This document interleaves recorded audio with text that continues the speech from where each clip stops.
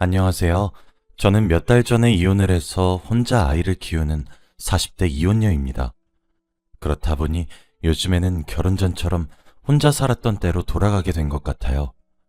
아직 실감이 나는 것은 아니지만 이제라도 모든 것들이 제자리를 찾아 돌아왔다는 생각도 가끔 드는 것 같네요. 아이와 함께 지내다 보면 마음 한켠에서는 아직도 우라가 치밀어 오를 때도 있고 가슴속이 텅 비어버린 것 같을 때도 있지만 그래도 아이의 얼굴을 보며 잘 참으면서 지내고 있습니다. 그런데 이렇게 참기만 하다가는 속에서 병이 나도 크게 날 것 같아서 이렇게 익명으로 글로 제 속마음을 말하고 싶어 사연을 보내게 되었습니다. 저와 남편은 결혼한 지 10년 차였습니다. 처음 3년 정도는 정말 행복한 결혼 생활을 보내고 있었어요. 그런데 결혼한 지 4년째가 되던 해부터 주말 부부를 시작해야만 했습니다.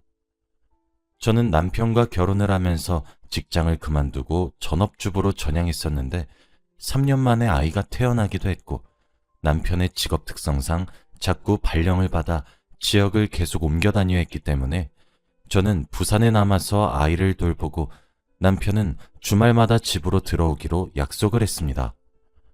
아무래도 잦은 이사를 해야 하기도 하고 추후에 아이가 학교에 입학해서 생활을 하게 되면 교우 관계도 많이 걱정스럽기도 했거든요. 남편은 2주에 한 번씩은 꼭 올라오겠다고 했고 못해도 한 달에 한 번은 꼭 올 수 있게 하도록 하겠다며 약속을 했죠. 저와 아이는 부산에 머무르기로 했고 남편은 전국 팔도로 옮겨 다니며 일을 했습니다. 가족들과 떨어져서 혼자 지낼 남편 생각이 많이 나서 정말 짠했어요. 그런데 저도 집에서 아이와 단둘만 남겨지게 되잖아요. 아무리 상황이 어쩔 수 없었다 치더라도 두 돌도 되지 않은 아이와 저만 집에 혼자 남겨지니까 정말 힘들더라고요. 24시간 도와주는 사람 아무도 없이 집에만 박혀 애기 울음소리를 듣고 있으니 아무래도 저도 사람인지라 우울증이 갑작스럽게 찾아왔습니다. 그렇게 주말 부부를 하기 시작한 지 2년째가 되던 해 한계가 오더라고요. 그리고 제 짜증은 남편에게로 향했습니다. 사실 남편도 몸도 피곤하고 외로워서 힘이 들고 그럴 텐데 그 당시 저는 남편을 이해해주고 싶지 않았거든요.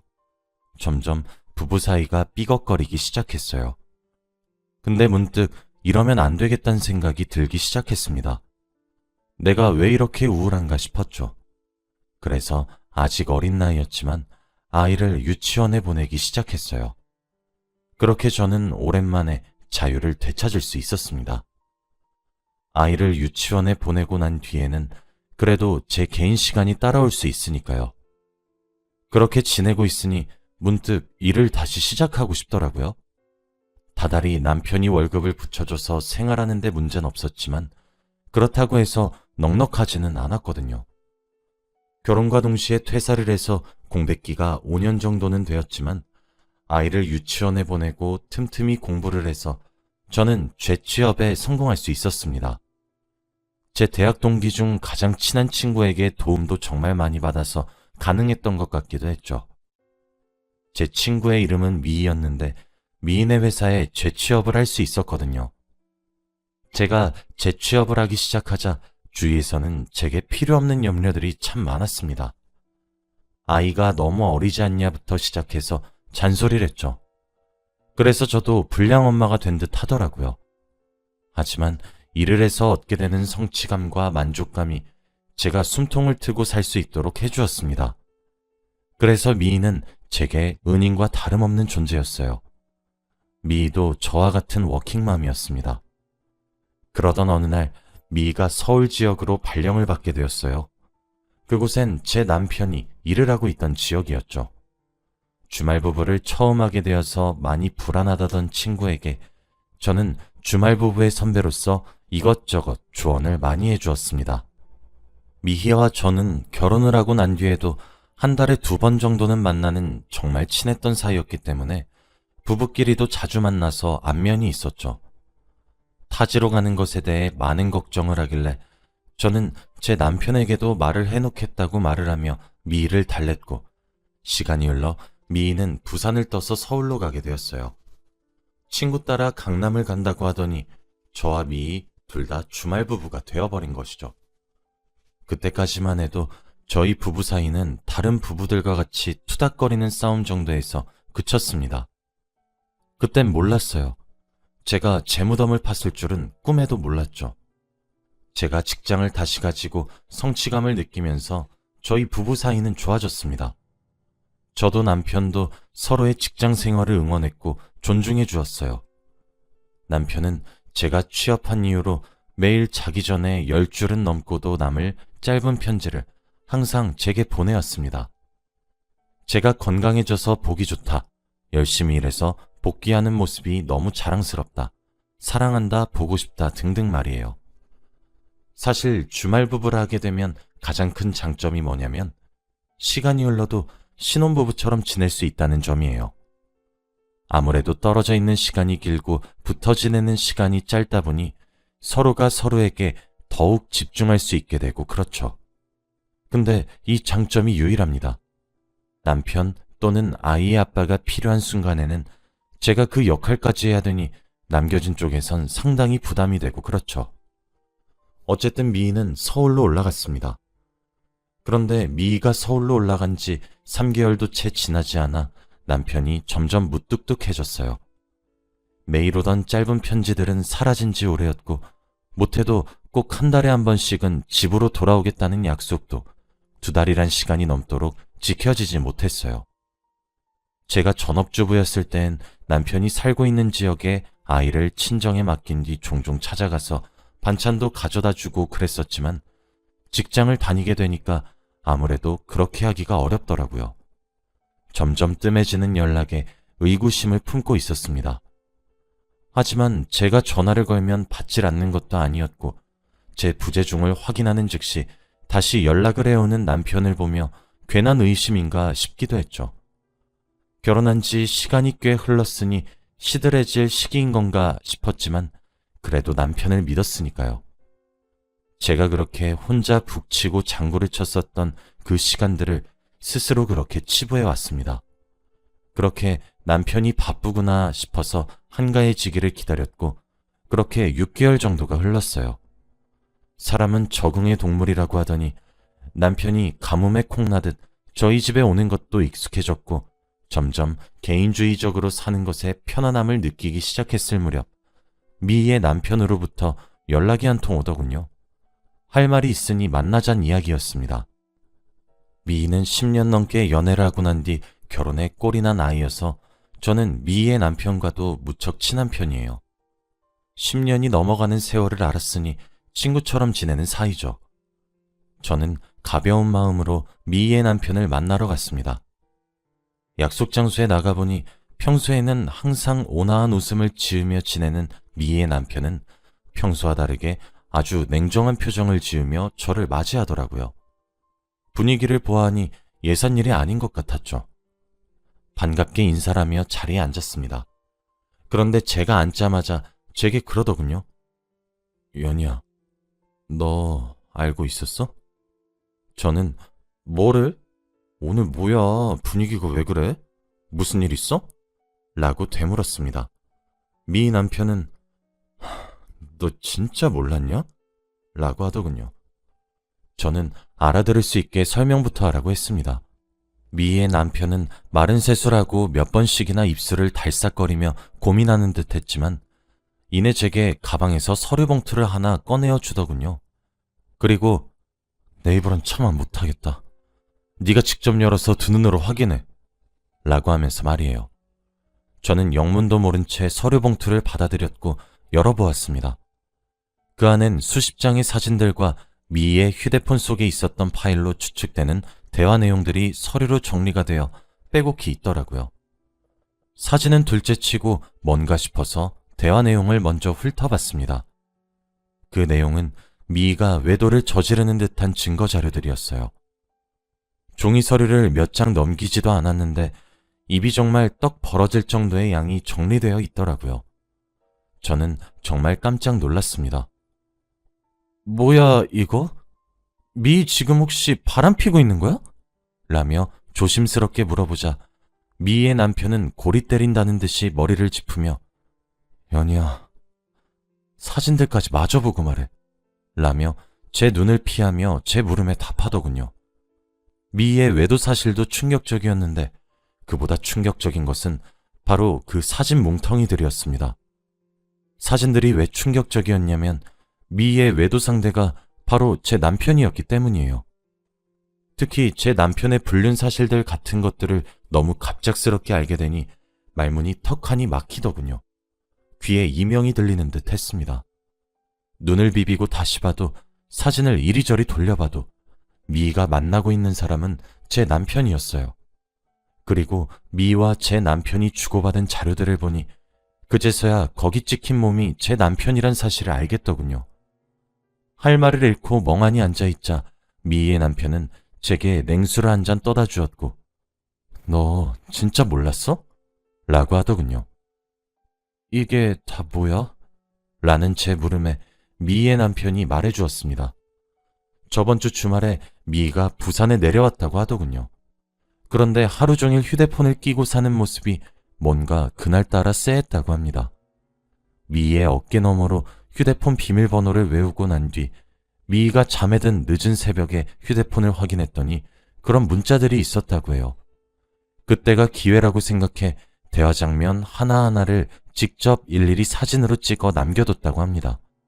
그런데 그 말에 제 눈물이 터졌습니다. 그 이유는 저번 주에 제 남편도 부산으로 내려왔기 때문이에요. 아무튼 미희의 외도를 알게 된 미희 남편은 바로 회사에 모아놨던 연차와 휴가를 낸 뒤 본가에다가 딸아이를 맡기고 서울로 올라갔다고 합니다. 그리고 약 일주일간 잠복했다고 해요. 미희가 저희 남편 집에 들어가는 것, 저희 남편이 미희의 집에 들어가는 것, 그뿐 아니라 둘이서 데이트를 하며 손을 잡고 입을 맞추는 모든 사진들을 본인의 손으로 그들을 쫓아다니며 찍었다고 하더군요. 처음에는 너무 화가 나서 눈앞이 새하얘질 정도였다고 합니다.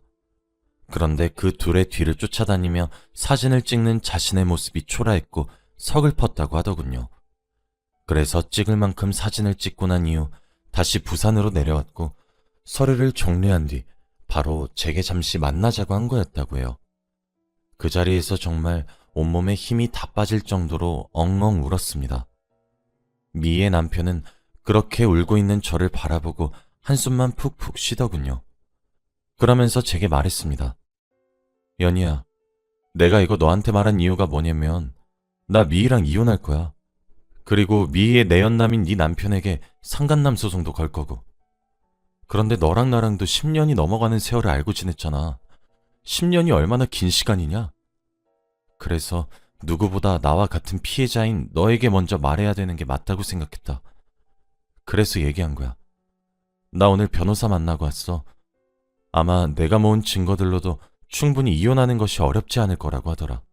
우리 딸도 지금 내가 키우고 있으니까 계속 내가 키우게 양육권과 친권도 가져오려고 노력 중이야. 소송에 들어가기 시작하면 네 귀에도 분명 이 얘기가 들어갈 텐데 미리 아는 게 맞다고 생각해서 얘기했어. 정말 미안하다. 너도 이혼 생각 있으면 나한테 말해. 내가 모은 증거들 너한테 다 줄게. 미안하다.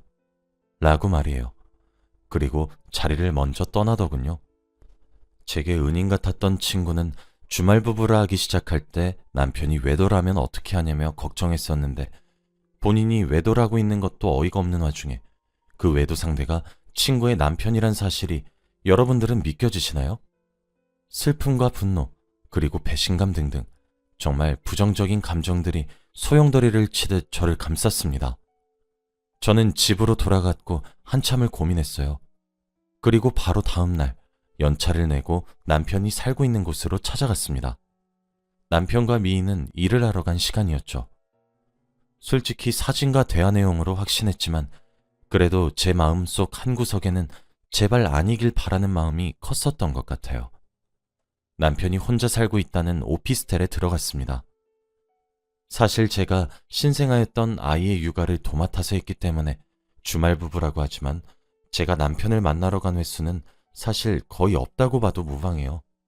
아무래도 아이가 없으면 모르겠지만 어린아이를 데리고 먼 길을 가는 것은 생각보다 힘겨운 일이거든요. 그래서 그랬던 걸까요? 저번에 알려준 비밀번호를 누르니 현관문이 바로 열리더군요.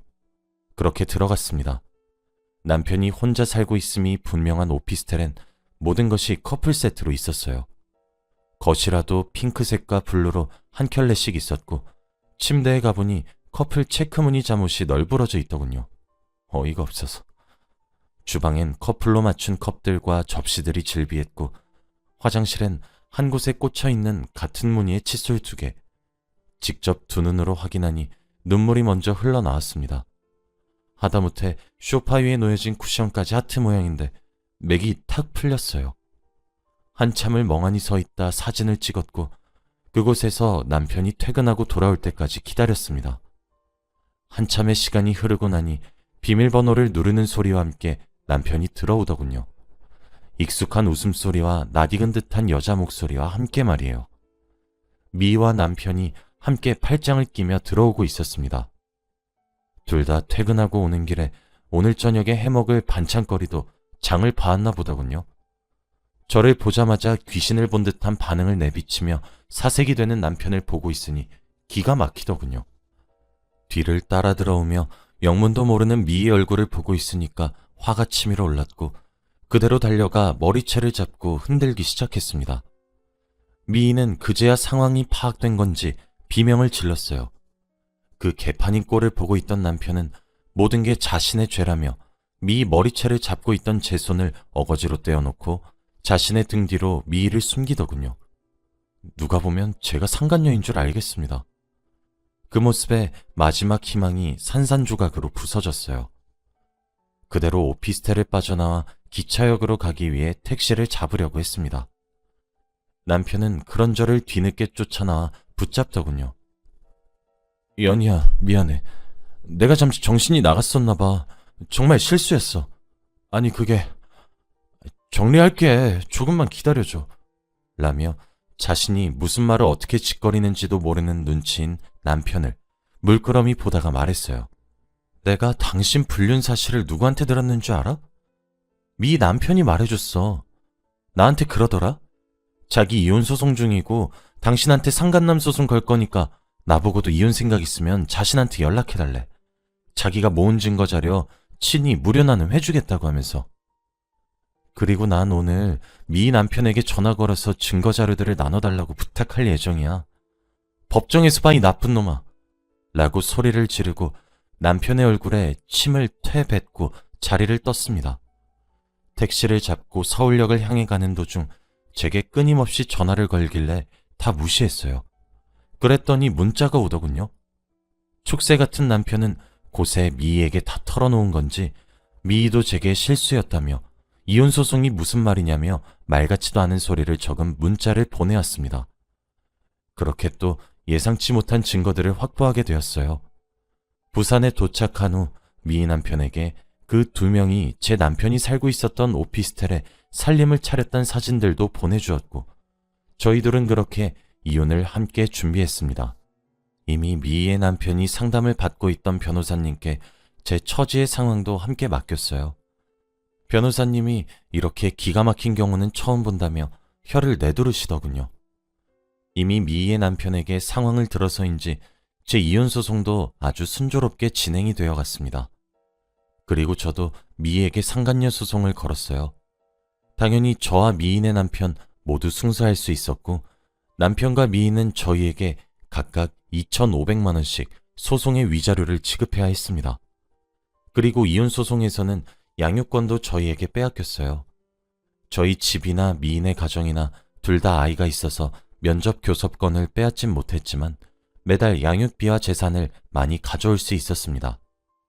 뒤늦게 미희와 제 남편은 서로의 배우자에게 용서를 구하고 가정으로 돌아오겠다며 애원했지만 저희는 받아주지 않았어요. 저희로서는 배우자가 저희 몰래 다른 이성과 만남을 갖다 못해 교제까지 한 사실 그 자체로도 많이 충격적이었는데 그 상대가 친구의 남편과 아내의 친구라는 사실이 너무 커다란 상처로 남았거든요.